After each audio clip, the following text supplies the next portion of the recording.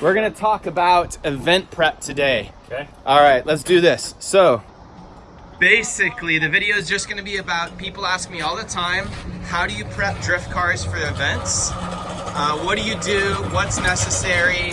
How do you do it? You wanna help with this, Patrick? Come here, let's make a video real quick. Here, True, you can be camera man for a second. The whole idea of this, and I think we're all terrible at this, is how to prep for a drift event. Now, we're a bit different because we prep for the entire event, not just for the driving, but I would say first thing off, if the car is already built and ready, all we do is we pull out of the trailer, we check the oil, we check the alignment. I mean, like, these are things we should do. Ideally. We check all the bolts in the suspension. These are things we should do. These are things you should do. Yes. There's a 40% chance this stuff happens. Yeah. You should go through the engine bay, Lower. look at all coolant lines, vacuum hoses, coil packs, just anything you can visually inspect, do it. Run the car. Now, one thing you do really well is he street drives his S13. So it really helps. Is that a good way to like sort things out? Yeah, it's how you sort things out really well, because if something's working as a daily driver, it's gonna work pretty well as a race car probably. I mean, like, to sort problems out. Sometimes. Because what we do with the race cars is we take them to events, we put them in the trailer, we only take them out, you know, like when we're mounting tires or doing whatever. So we never sort them out completely. We just deal with them at the race cars. So come here, True. You're typically gonna wanna check, you can do this with me, your air filter, any type of sensors, make everything, like, make sure it's plugged in. Make sure you don't have wires hanging down into your belts, into the fan. I thought you were gonna point out some. No, you're fine. Yeah. Man, I should probably check my belt. Everything should be securely mounted. Now, you're not worried about lightweightedness on race cars when you're doing this kind of stuff. You're worried that everything is like super secure and nothing's gonna move, and you don't want anything janky like this. If your headlights and your radiator are zip tied in, that's not it. See, it has an actual mount here. Yeah. That's just a fan. Don't worry about that little guy. It's backup. That's backup right there. Yeah, it's just backup. You need to check your tires. This is really like obvious, but if you have corded fronts, this is really easy to check them. But oftentimes I won't notice the insides are corded. Like this one's getting dead. This we need to replace. Check out these self-tapped hood mounts. And if you had fenders and everything on, it could be hard to notice that. Especially since you need to check all the way around on the tire. You need to have all your tires purchased and mounted and ready to go if possible. You know, like a week before the event. You don't want to do it at the event. That's super important. One thing that I always do is I always jack the front up and like check the tie rods for play. Yeah. Because like I drove for 2 years on like 2 inches of play and it was terrible. S chassis. I changed them and it made a huge difference. So S chassis, it's also a thing for this entire subframe that the motor's mounted to on this frame rail to be like flopping around. So that's another thing to check whenever you jack it up. Just try and move it back and forth. See if your subframe's actually tight. You really ideally should nut and bolt everything, including like drive shaft, axles, all of that stuff, at least every couple events. It's really good to keep a logbook as well. A logbook could just be a 50-cent spiral or something with the car that says at the event, I don't really have time for most of the time, but if you're at the event, be like, oh, my e-brake is not working properly, adjust e-brake stuff. No, it's even for us. Pro level. Yeah. You know, like the car is pulling to the left, doing alignment, or, you know, like the thing is running really badly when it's cold out, or a million things could be wrong with it. It's misfiring slightly. This thing, I think, was doing something weird where it was having a misfire at low Below RPM. like 4,000, it was doing a weird fueling thing, so. Yeah. See, we would have remembered that if I would have written it down. I remember it. So we do need to figure that out. We do have access to a dyno right there, so True has a dyno. So we could. Another thing. Oh, that's good. Got a dyno to test things on. But we have literally never done that before. Not with this one. Oh yeah, no.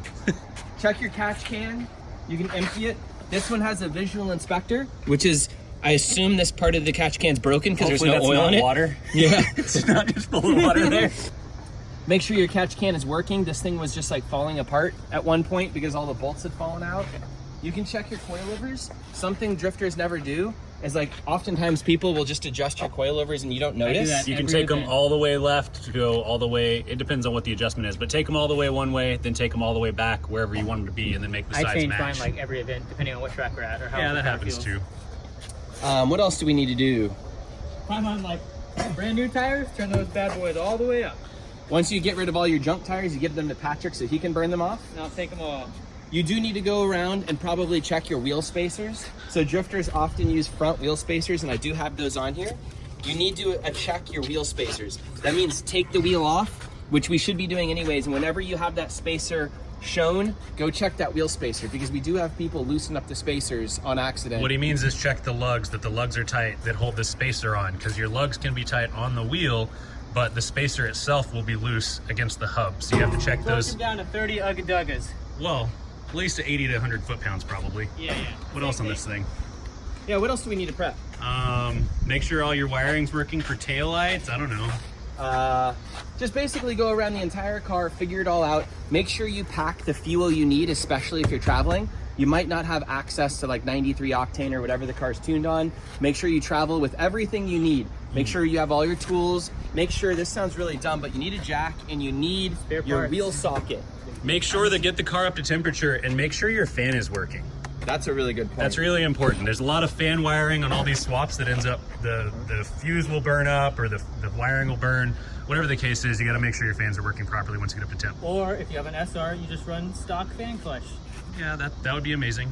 Run a little bit of extra oil. So depending on what kind of car you have, especially because this is a LS and they have really bad oiling systems, and it's a front sump pan, and I don't have an AccuSump, make sure that you run more than like half a quart over.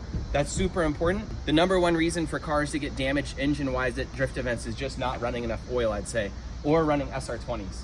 Or having like driving it around problems like a vacuum leak or something, like a coupler is slightly leaking. Oh, and if you have a car that has a common issue like an SR, the throttle body screw or something could be a big problem. Well, we can't show that on this one. So make sure you have a pedal stop. What happens on SRs is basically you'll hit the throttle all the way, and whenever you're pushing the throttle to the floor, it will overextend how far it's pulling this, and then that'll actually break off the butterfly screws in there, because every time you run into the floor, you're bottoming out that action, and you actually completely break it off. That's happened to at least 5 cars in the last year. The screw sucks into the motor, found it bouncing around the 4th cylinder. So basically, whenever you're at full throttle, you want a teeny tiny bit of slack left on the line, and you can adjust that with that little screw there.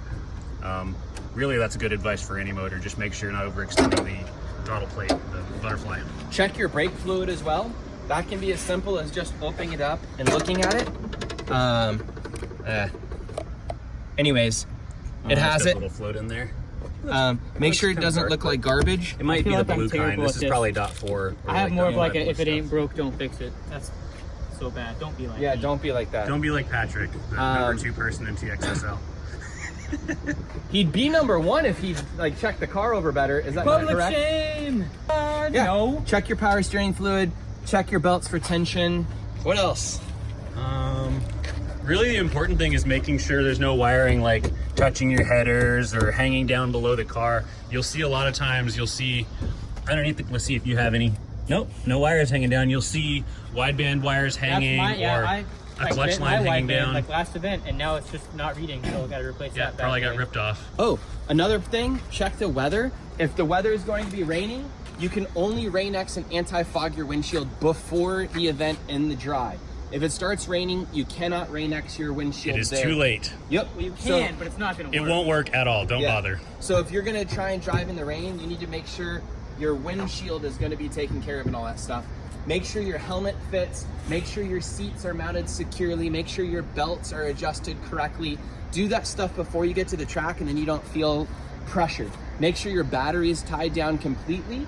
So that means that you cannot pull the battery and move it an inch. The battery must be mounted correctly. Make sure, what else? Fuel filter. That's a good one. That's a cheap part. It's like $12. Make sure you have a fuel filter on the car, and make sure that it is a papered style, because all of these stupid Fragola ones people put on cars are like 40 micron plus, which is basically sand size. Here's a tech tip too. So how I tech cars is we go around, we feel to make sure there's no loose wheel bearings and stuff. We make sure all the lugs are on the car. We make sure that you don't have steering wheel play or something weird going on up here, that your steering wheel works. We check the seats, make sure the seats are mounted rock solid like that. That's a super sturdy seat. I check your harnesses. You must have harnesses. Which are attached to the correct location, a bar behind the seat, not the floor. Correct. They can be connected to the floor as long as they go over the harness bar and you have a correct harness bar. So if you have a stock car and you're not competing, you don't have to have all of the safety equipment. You can run a stock seat belt, you can run a stock seat, but if you do have an aftermarket seat and you're running a cage and stuff, you are going to need to run the correct harnesses mounted correctly and all that stuff. We do check to make sure your cage is welded all the way around if you're in a competition car. Up top, above. Yep. Even though you can't see it, it still needs to be welded. I do check to make sure your pedals are working and everything. I check to make sure your door bars are installed correctly in the car. I just check and make sure there's nothing super wrong over here, that you don't have too much play in something. We check to make sure that your car has some type of firewall still to the gas tank. If you have a fuel cell, you must have some type of firewall so it's not inside the car. And you cannot have any fluids run throughout the car other than like brake lines, if that makes sense. You cannot run coolant inside the car unless it's boxed off and separated, firewalled somehow. You cannot run fuel, coolant, or anything like that. That could be a huge problem, scolding the person or whatever. Scalding the person. No, bad scolding. Yeah. What else? Battery tie downs, big thing. Yeah, no battery straight, tie down. no straight pipes. Straight pipes are bad. This has a muffler. You can have a straight pipe as long as you have a turbo. Right. But we do not allow. Let's just flop open. This is a This is a high quality automobile. This Yeah. this thing fails tech. Look at this. The trunk isn't even latched down anything. That is super fancy is battery really box. nice. That actually is That's kind of decently done. Aside from the That is bare metal that it's. We should probably do something about that. yeah. Yeah, some At grommets. least that guy. So that's a thing. You had need him to in take the care first of half. that. But anyway, he has a stock fuel tank, so at least the whole car's not going to catch on fire. What do you just Yep. like ratchet strap this thing? If you don't have a reason you have to go to a fuel cell in a car, I highly recommend you do not go to a fuel So cell. heavy. I know. The stock tanks in these are in an amazing location. They keep dirt. Anytime you have a fuel cell, you're putting stuff into the trunk. You always have so much crap that ends up falling in your fuel cell. You're so much better off just having a I never regular felt how heavy one of these dual was. gas tank and filling it through the normal opening. And then you should also, like we said, Patrick, you jack the car up and you feel this way for tie rods and this way for wheel bearings. Do it all the way around too, not just in the Yeah. front, because So you can the feel same thing. what's going on in the front end and there shouldn't be any play whatsoever. It could also be wheel bearings. That's a common thing. I have to do with those in my car too. Cool, did we get everything? I think That's too dark? It's a prepped car. It's good. Yeah. Aside from like a couple We little just things, verbally but it's prepped good. it. It's all Yep. good to go. We looked at it, so it's Yes. And again, make sure all your tires, wheels, and all your stuff is ready to go. Bring your fuel with you if possible, unless you have a street car and you can drive across the street to a gas station. But I like to be careful. And if you're on an E85 car, definitely bring all your fuel with you so you do not rely on, an E85 station nearby. It's just easy precaution for everything. Make sure you bring water, ice, shade, friends. If you don't have friends, maybe you can make some. Bring other people's snacks. What else? I think it's good, man. Okay. Boom. Good job, Patrick. What Let's a great keep event prepping. prep.